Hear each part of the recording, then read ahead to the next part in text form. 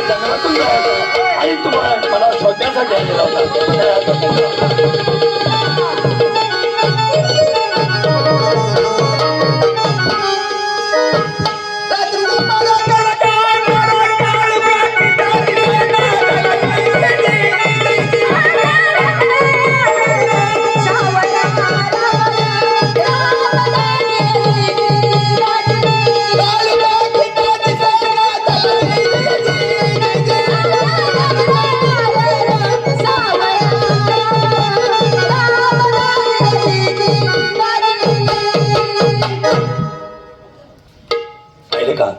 झाडी जंगल भयासुर आहे. या घराण्यामध्ये मोठमोठे स्वागत आहे. बरोबर आहे. होय, यातच जायचं आहे आपल्याला. अनेक तऱ्हेची वनस्पतीची झाडं आहेत. चालय आहे यातच जायचं आहे. जायचं आहे ना. हो चला.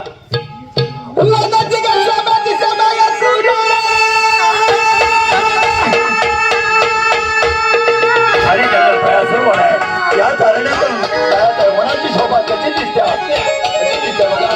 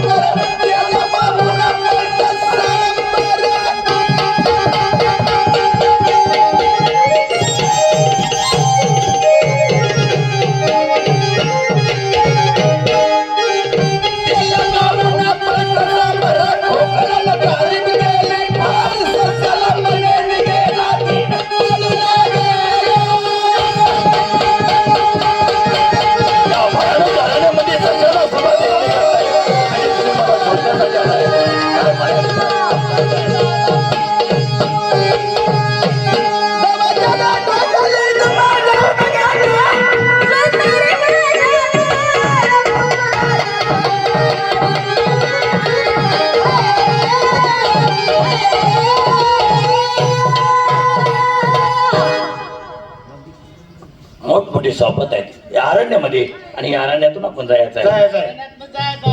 चला निघायचं. चला चला.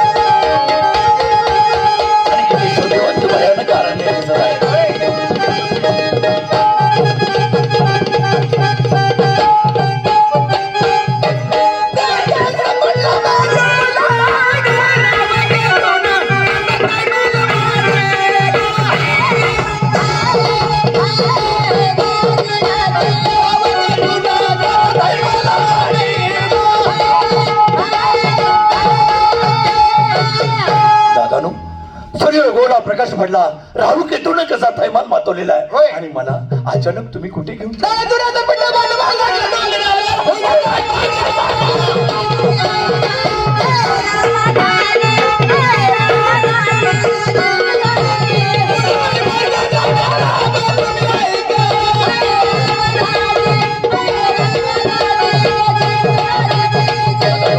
धुराचा कोट झालेला आहे. मानवा डोंगराला लागलेला आहे आणि मला कुठे घेऊन चालला.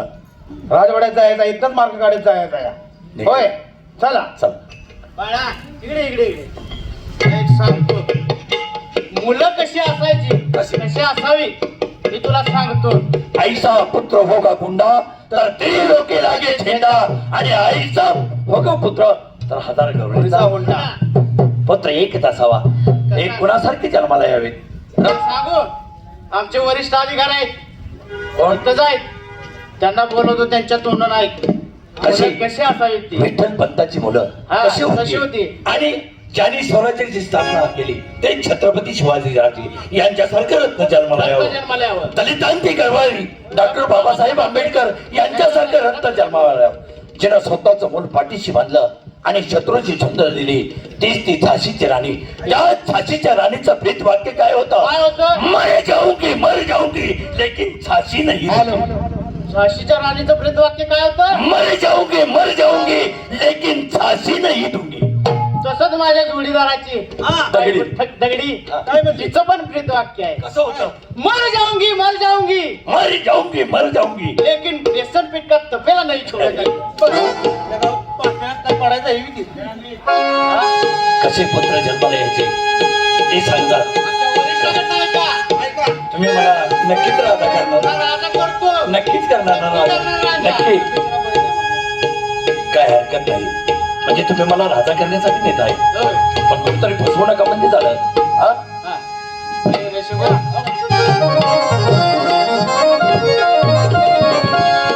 प्रिय रसिक बांधवांनो, आमच्या पार्टीचे संगीतरत्न शंकर भयाजी वाडीकर यांची जरा तब्येत बिघडली. त्यांची तब्येत चांगली नाही, तरी पण काही लोकांच्या आग्रहास्तव त्यांना एक गाणं म्हणायला, अभंग एक म्हणायला होतो. माफ करा. बरोबर. मुलं जन्माला यावीत कशी? कशी आली? मगाशी तुम्ही सांगितलं आईचा पुत्र होगा गुंडा तर तीर लुकी लागे झेंडा आणि आईचा पुत्र होगा गुंडा तर हजार गवळीचा हुंडा. मुलगा एक जन्माला यावा पण कोळीचा उद्धार करणारा असावा, कोणी नरकात घालवणारा नसावा. म्हणून विठ्ठल पंतांची मुलं कशी होती? कशी होती? सांगतो ऐका. विठ्ठल पंतांचे भाग्य थोरे, विठ्ठल पंतांचे भाग्य थोरे, अनपोटी आले ती ज्ञानेश्वर. विठ्ठल पंतांचे भाग्य थोरे, अनपोटी आले ते ज्ञानेश्वर. थोरे पोटी आले ते ज्ञानेश्वर. विठ्ठल पंतांचे भाग्य थोरे, पोटी आले ते ज्ञानेश्वर. विठ्ठल पंतांचे भाग्य थोरे, विठ्ठल पंतांचे भाग्य थोरे, अनपोटी आले ते ज्ञानेश्वर. हा विठ्ठल पंतांचे भाग्य थोरे, अनपोटी आले ते ज्ञानेश्वर. विठ्ठल पंतांचे भाग्य थोरे, पोटी आले ते ज्ञानेश्वर. विठ्ठला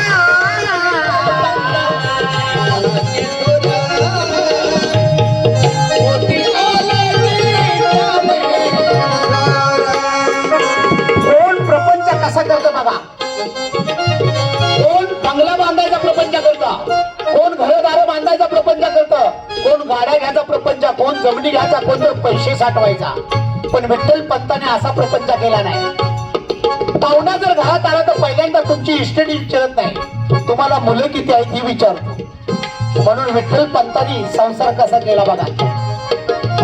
संसारी केला कोटी कोटी, संसारी केला देवा कोटी कोटी, अन निवृत्तीनाथ आने कोटी, निवृत्तीनाथ देवा आने कोटी. अन विठ्ठल पंतांची भाग्य थोरे, आ विठ्ठल पंतांचे भाग्य थोरे, अनपोटी आले ते ज्ञानेश्वर. आ विठ्ठल पंता पोटी आली ती ज्ञानेश्वर विठ्ठल पंतांचे भाग्य थोडा पोटी आली ती ज्ञानेश्वर विठ्ठल विठ्ठल विठ्ठल पंतांचे भाग्य थोडा पोटी आली ती ज्ञानेश्वर. पहिल्यांदा केला कोटी कोटी, दुसरा डाव कसा केला? संसारी केला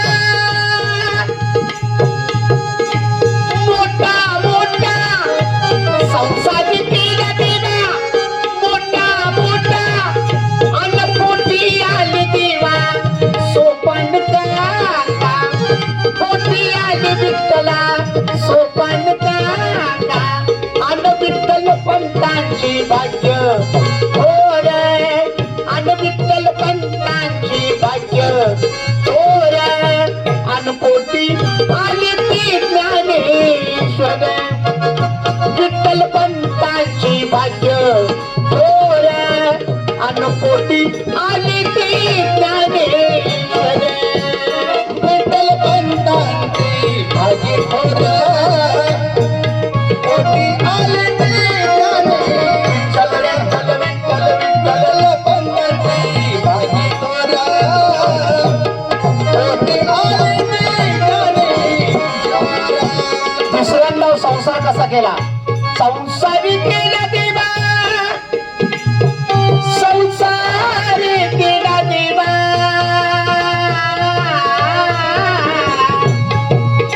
संसारी संसारी संसारी केला गाई गाई, संसारी केला देवा गाई गाई, अग पोटी आले देवा मुक्ताबाई, पोटी आले विठ्ठला मुक्ताबाई, आ विठ्ठल पंतांची भाग्य थोर, आणि विठ्ठल पंतांची भाग्य थोर, आणि पोटी आली ती ज्ञानेश्वर विठ्ठल पंतांची भाग्य थोर, आणि पोटी आली ती ज्ञानेश्वर विठ्ठल पंतांची भाग्य थोर, पोटी आली ती ज्ञानेश्वर विठ्ठला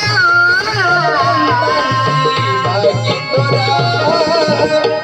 पोटी आली ती ज्ञानेश्वर. विठ्ठल पंतांना 4 मुलं, निवृत्ती, नामदेव, सोपान काका आणि मुक्ताई. या 4 मुलांनी 2 नवरा बायकोला वाळीत टाकलं होतं समाजानं. वाळीत टाकण्याचं कारण संन्याशाला मुलं झाली कशी? काय सांगितलं? संन्याशाला मुलं झाली कशी म्हणून समाजानं वाळीत टाकलं. त्यावेळेला विठ्ठल पंतांची धर्मपत्नी काय म्हणली? रुक्मिणी माता म्हणाली, स्वामी समाजाजवळ जा आणि समाजाला हात जोडून सांगा, जरी आमच्याकडनं काही चुकलं असेल तर त्याची शिक्षा आम्हा दोघाला द्या, पण आमच्या मुलासनी एवढी शिक्षा देऊ नका हो. का? तर मुलासनी तुम्ही वाळीत टाकले, निदान ती शिक्षा आम्ही भोगू, पण मुलासनी तेवढं समाजात घ्या. म्हणून एकनाथ महाराजांनी काय सांगितले? त्यावेळेला समाजानं उत्तर काय दिलं होतं विठ्ठल पंतांना? तुम्हाला एक शिक्षा, कुठली? देहांतराची. काय सांगितलं? देहांतराची. म्हणून एकनाथ महाराजांनी काय सांगितले? एका जनार्दनी जनार्दनी देवा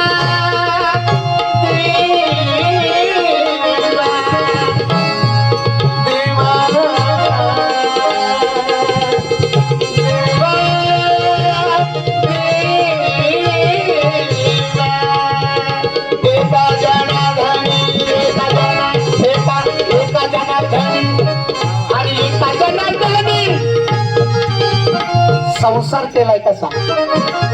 एका जनार्दनी संसार केला, एका जनार्दनी संसार केला, आणि इंद्रायणीमध्ये देह आरोपीला, इंद्रायणीमध्ये देह आरोपीला, आणि विठ्ठल पंतांची भाग्य थोर, आणि विठ्ठल पंतांची भाग्य थोर, आणि पोटी विठ्ठल पंतांची भाग्य थोर पोटी आली ते ज्ञानेश्वर. विठ्ठल पंतांची भाग्य थोरा, पोटी आले ज्ञानेश्वर. विठ्ठल पंतांची भाग्य थोरा, पोटी आले ज्ञानेश्वर. विठ्ठल पंतांची भाग्य थोर, विठ्ठल पंतांची भाग्य थोर आणि पोटी आली ते ज्ञानेश्वर. विठ्ठल पंतांची भाग्य थोर आणि पोटी आली ते ज्ञानेश्वर. ज्ञानेश्वर, ज्ञानेश्वर. हे पहा, आमचे पार्लेकर साहेब PhD झालेले आहेत आणि तमाशाचा फार मोठा अनुभव. या अभंगासाठी त्यांनी 100 रुपये दिलेत. हे 100 रुपये नसून 100 लाख रुपये समजून तमाशा मंडळ मनपूर्वक आभार मानत आहे. जय हिंद, जय महाराष्ट्र. खरोखरच तुम्ही चांगला अभंग म्हणला. कळलं का तुला पोरं कसे असायचं? मरावे परी कीर्ती रूपी उरावे. भगवंतानं या आजारातून तुम्हाला सावरावं हीच आमची ईश्वरच्या प्रार्थना. दादानो, तुला आता कळलं का पोरं कसे असाय पाहिजे ते? कळलं का? आणि तू पण आहेस. खरंच आहे बाबा, हा? खरंच आहे, खरंच. चल लागा तुला राजा करतो. चला, या. चल.